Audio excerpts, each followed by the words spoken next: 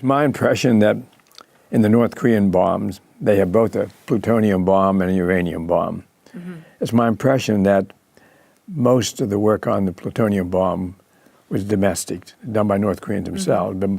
but they must have had significant input from A.Q. Khan mm-hmm. on the uranium bomb. What can you tell me about that aspect of it, the uranium, how much they contributed to the North Korean uranium bomb? You're absolutely right. That's my impression as well, although really clear intelligence of where we are currently is hard to come by.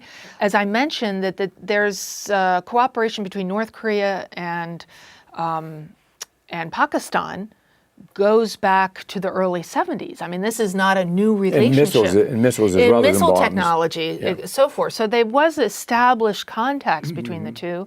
Khan took it up to the next level. I read somewhere, if this is accurate, that we believe that the North Koreans have abandoned the plutonium idea because it's a little trickier technologically speaking. I think that's right. So it's all now about, refining, getting a weapons grade uranium. And that's done, of course, through centrifuges, but you need ways to deliver it, which we have seen over these last 6 months, a lot of provocative missile launches. They're still not yet ready for prime time, but it only takes time. Every failure means they've learned something and they'll apply it to their next attempt. Besides the technology for their centrifuges, you suppose they actually got the components and the parts for the centrifuges from A.Q. Khan? Yes, that would be my best guess. As you know, the North Koreans are always desperate for hard currency. They need that to buy the stuff on the black market or wherever they're going to find it. And so I spent some time as well looking at operations of how the North Koreans were getting hard currency. And it was really quite eye-opening. Yeah. They will basically do anything to bring hard currency to the regime. Every North Korean diplomat who's overseas is tasked with that. Whatever it takes, prostitution, pornography, gun running, cigarette smuggling, that's a big one. They're reputed to be the world's second best manufacturer of $100 bills. Yeah, I've heard that too. Yes, and counterfeiting, yeah. It's astonishing to me, the two images that always catch me every time is one, the satellite image over that part of the world at night, which is brilliantly lit. China, you can see the outline of South Korea. Seoul is this blazing light. And at night, there's barely one light bulb to be seen in North Korea. So there's that image, but then that's also countermanded in a way by recent images. I think Kim Jong-un just opened up a new skyscraper in downtown Pyongyang. I don't know what the construction standards are, but it looks certainly impressive enough. So it's sort of, I think of it a little bit like the Hunger Games capital. For the North Koreans and the elite, the capital is bright and shiny, and they have amusement parks, and they have ice cream cones. Everywhere else, it's truly dark at night.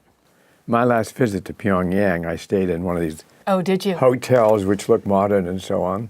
Yeah. And when I was done with my discussion during the day, I went to my hotel, the elevator to go up to my hotel room, and there were some North Koreans on the elevator with me. The elevator doors opened and they got off at their floor, completely dark, no lights. I got up to my floor, opened the door, bright. So they... I'm curious, was the hotel room itself sort of Western standardized? Yes. Uh-huh. Mm-hmm. Yeah. At least on my floor. Right. So, not on their floor. No, their floor, I don't know what they have, but they did not have light, I can tell you that. Uh-huh. No, North Korea is a cult masquerading as a state. Yeah. And I enjoyed your piece that you wrote for Politico magazine on what to do, because provocative measures on both our current administration as well as theirs.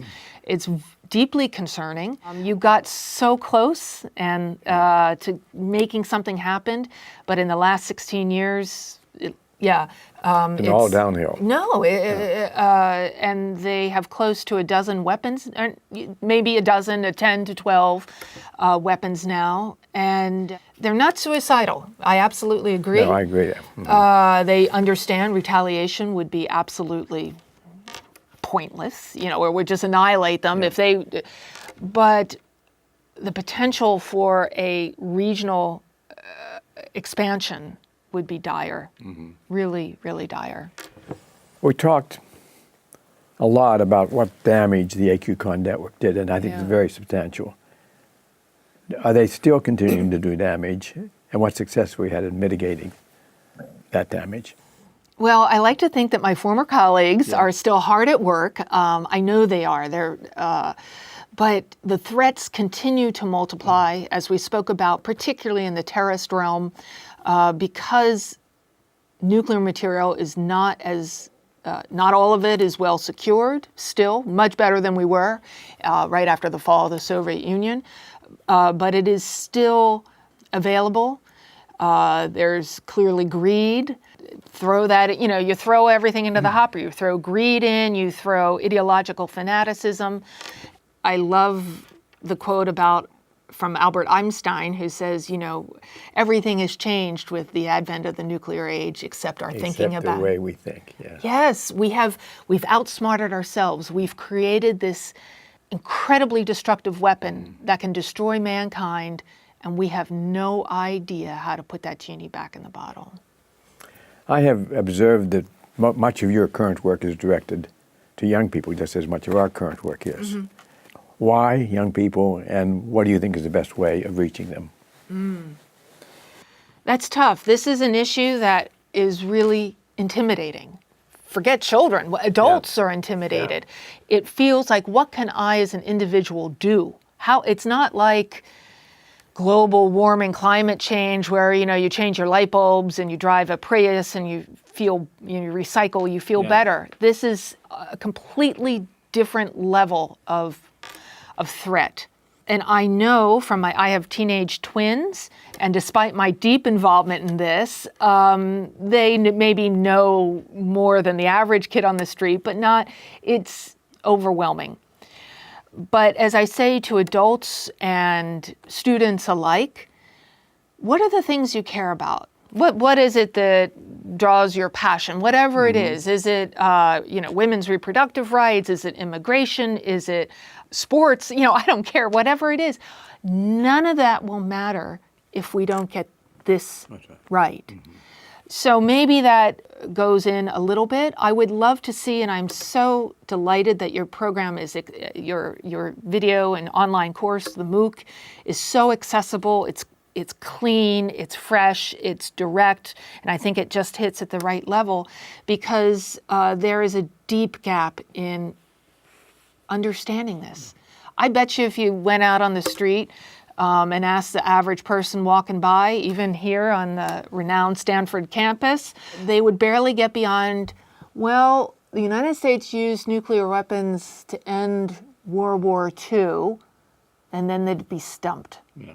Beyond that, there is, as we're seeing across the political environment landscape right now, there's a deep lacuna of understanding about our government, how it works, civics, as well as the history. And an issue that I have really started paying attention to is the complete lack of any sort of democratic checks and balances on the President of the United States being the sole human being to make the call to initiate a nuclear attack or respond. There are no checks from the Supreme Court. There are no checks. He doesn't need to consult with Congress. This is antithetical to what we think of as our democratic ideals. And Congressman Lieu from California here and Senator Markey have introduced a bill recently, which of course will go nowhere in this Congress, but at least it makes people think, to say that if the president wishes to launch a preemptive nuclear strike, then he must run that through Congress as an act of war. Again, it will go nowhere practically, but it does serve to people. I've told a couple friends about it, and they're all sort of like, what? You mean the president's the only one who can make that decision? Yes. Yes, he is. It's ironic that our Constitution calls for a consent of Congress before the United States can go to war. Mm-hmm. And yet, the war which would be the most consequential, beyond any stretch of the imagination, Congress has no role at all. None. One man, one person, the president, can make that decision. That must be made in 8 to 10 minutes. Yeah. under extreme duress. And without context. Right. They need to be sober and have full grasp of their faculties, and that's a lot to ask of a human being. So, yeah, that's we are in a very dangerous moment in time. Opportunities are there too. This current president, Trump, likes to think of himself as the deal maker. And I think by perhaps playing to that aspect of his personality, perhaps we could actually get somewhere. Okay, you're the only one who can make a deal with North Korea. Let's see it. Let's see the art of the deal. Yeah. The bad news is we're talking about nuclear weapons. The good news is we're talking about nuclear weapons.